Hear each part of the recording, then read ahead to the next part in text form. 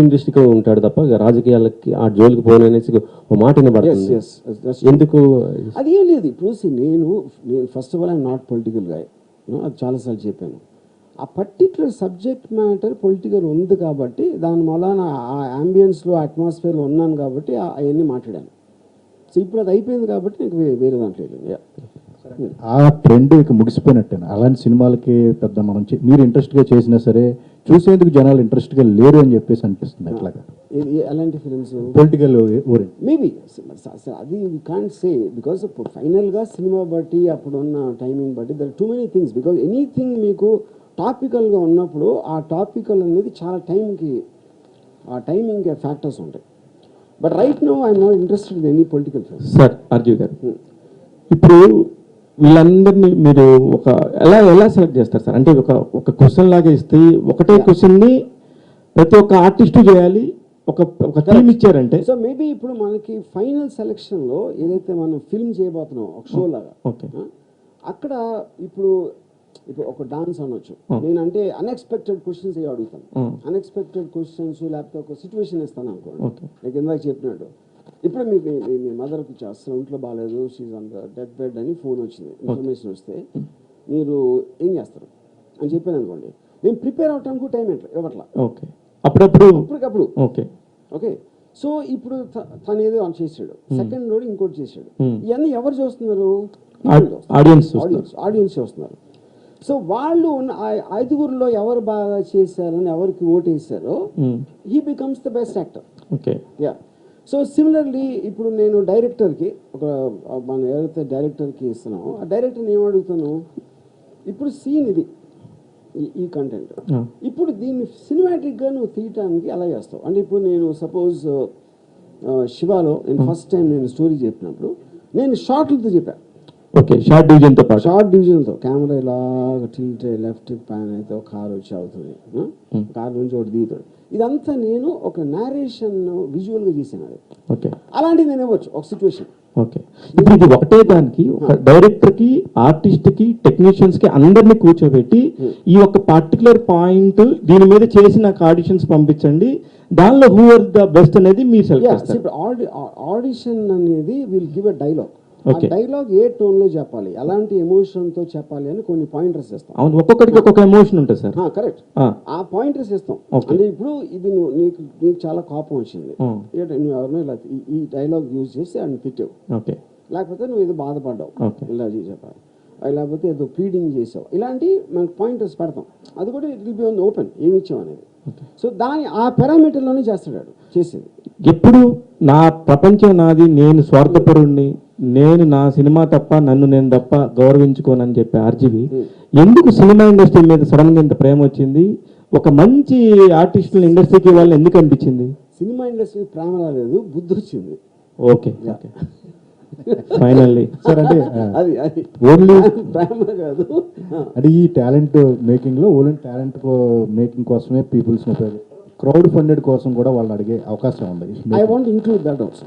So I want basically make the whole eco system inclusive. అంటే ఎందుకంటే వాళ్ళు ఒక పక్షపాతం లేకుండా, పార్షియాలిటీ లేకుండా జెన్యూన్ ఫీలింగ్తో చేశారు కాబట్టి వాళ్ళకి అది ఇంట్రెస్ట్ ఉంటే will also put a thing of hmm them to become partners in the film. అంటే ఇప్పుడు that is the second phase. Trend చూస్తుంటే హీరోలకు తప్ప ఇండస్ట్రీలో చాలా మంది క్యారెక్టర్ ఆర్టిస్టులకు కూడా అవకాశాలు లేని పరిస్థితి. ఈవెన్ చాలా పాపులర్ ఆర్టిస్టులకు కూడా మొత్తం బడ్జెట్ అంతా రెమ్యునరేషన్ పరంగా హీరోలో తీసుకుంటున్నారు. ఒక కాన్సెప్ట్ అనేది పెరిగిపోయింది. చాలా మంది పాపులర్ ఆర్టిస్టులకు కూడా అవకాశాలు లేవనేది నడుస్తుంది ఇప్పుడు. అంటే ఈ క్రమంలో కొత్త వాళ్ళకి అవకాశాలు ఇచ్చేవాళ్ళు కూడా లేరు. సో వీటన్నిటిని మీరు దృష్టిలో ఉంచుకునే ఈ కాన్సెప్ట్ తీసుకురావడం అనుకుంటారు. ఇక్కడ 2 పాయింట్స్ అండి. ఒకటి, హీరోల రెమ్యునరేషన్స్ అనేది it is just misguided thing. అది అసలు కరెక్ట్ కాదు. అది ఎందుకు కరెక్ట్ కాదంటే, hero remuneration is always depending upon revenue. ఆ పిక్చర్ అమ్మితే అతను ఫేస్ చూడటానికి ఎంతమంది వస్తారు,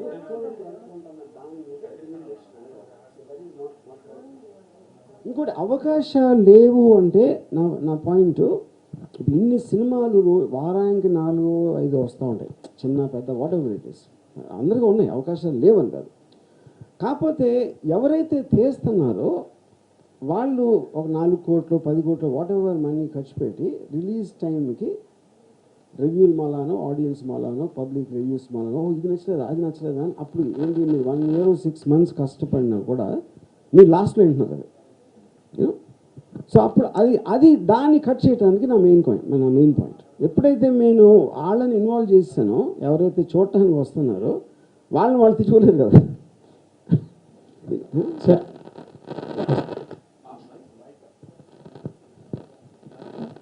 సార్ ఇప్పుడు యూజువల్గా ఆన్లైన్ ప్లాట్ఫామ్లో ఇలాంటి ఓటింగ్ సెక్షన్ పెట్టినప్పుడు ఒక 3 kind of పీపుల్ మాత్రం ఎక్కువగా ఇంట్రెస్ట్ చూపిస్తారు.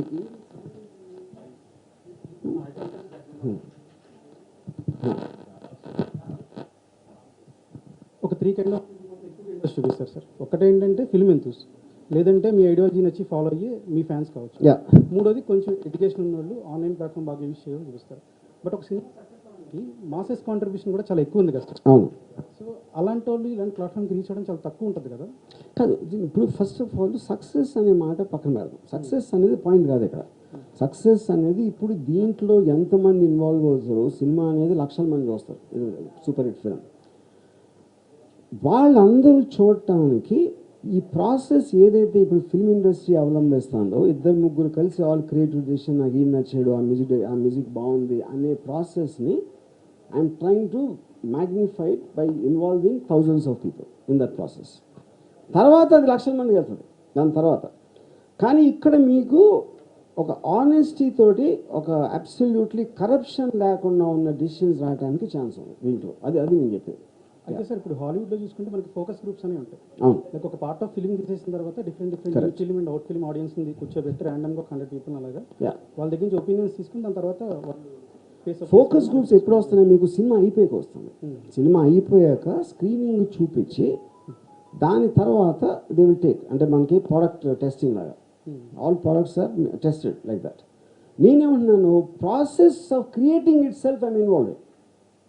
లైక్ ఫోకస్ గ్రూప్స్ ఎప్పుడు కూడా మీకు స్క్రీన్ అది టెస్ట్ స్క్రీనింగ్ అంటారు. టెస్ట్ స్క్రీనింగ్లో ఫోకస్ గ్రూప్స్ కొన్ని తీసుకుని వాళ్ళ నుంచి they will try to estimate ఎలాంటి ఆడియన్స్కి నచ్చచ్చు, ఎలాంటి ఐ మీన్ ఎంత రేంజ్ దీనికి రావడానికి ఛాన్స్ ఉంది, ఇలాంటి టెస్ట్ చేయడానికి చేస్తారు product testing. Here I'm involving them in the manufacturing of the film. అది డిఫరెన్స్. కాకపోతే ఇందాక మీరు అన్నారు కదా సార్, మీరు చేసిన ఐస్ క్రీమ్ 2 సినిమాలో సిద్ధు గారు యాక్ట్ చేసినప్పుడు ఆయన తాలూకా పొటెన్షియాలిటీ మీరు అప్పుడు చూడ. అవును. ఇప్పుడు ఈ ప్లాట్ఫామ్లో ఎవరైతే నిజంగా ట్రూ పొటెన్షియాలిటీ ఉన్న వాళ్ళు ఉన్నారో వాళ్ళని ఆడియన్స్ కూడా చూడలేకపోతే ఏంటి సార్ పరిస్థితి? ఆడియన్స్ కూడా చూడలేకపోతే అంటే కాదు, వాళ్ళే కదా చెప్తుంది. కానీ ఆ టైంలో వాళ్ళు మీరు సడన్గా ఒక కాన్సెప్ట్ ఇస్తారు, దానికి వాళ్ళ ప్రిపరేషన్ టైం లేకో లేదంటే ఆ టైంలో వాళ్ళు ఏదో ధ్యాసలో ఉండి సరిగ్గా పర్ఫామ్ చేయలేదు. ఇక్కడ ఒక పాయింట్ అండి, ఇప్పుడు ఒక పర్సన్ నువ్వు చెప్పడానికి అంతమంది ఇన్వాల్వ్ చేసినప్పుడు 100 మంది తప్పవలేదు కదా. 100 మందికి ఏదో కారణంతో నచ్చదు. అప్పుడు మెజారిటీ ఆఫ్ ద పీపుల్ అనేది నంబర్స్ ఎక్కువ ఉంటాయి కాబట్టి you have to accept that there is something in that person which people are liking. అది మీరు చెప్పేది. ఇప్పుడు కొన్ని ఎగ్జాంపుల్స్ ఉంటాయి. మీరు ఒక పిక్చర్ చూసారనుకోండి ఒక్కొక్కసారి. ఇప్పుడు ఫర్ ఎగ్జాంపుల్ ప్రియా వారియర్ అని ఒక చిన్న కన్ను కొట్టేసి విపరీతమైన పాపులర్ అయిపోయింది. ఆ మూమెంట్ వర్కౌట్ అయింది. అది దాని తర్వాత మళ్ళీ నాకు అనిపించదు తర్వాత ఏమైందని. సో ఇక్కడేంటి, నేను ఒక ఎలాబరేట్ ప్రాసెస్ చేస్తున్నాను. ఫస్ట్ ఉట్టి ఫోటోలో బాగున్నాడా లేదా, డైలాగ్ చెప్పినప్పుడు బాగున్నాడా లేదా, దాని తర్వాత యాక్టింగ్, తర్వాత నా క్వశ్చన్స్ రిసీవ్ చేసుకుని ఎలా చెప్తున్నాను. So it is a long process. Almost మీకు ఫిల్మ్ మేకింగ్ కోర్స్ అనేది దీంట్లో మార్చేస్తున్నాను. యాక్టింగ్ కోర్స్ కూడా దీంట్లోనే వస్తుంది,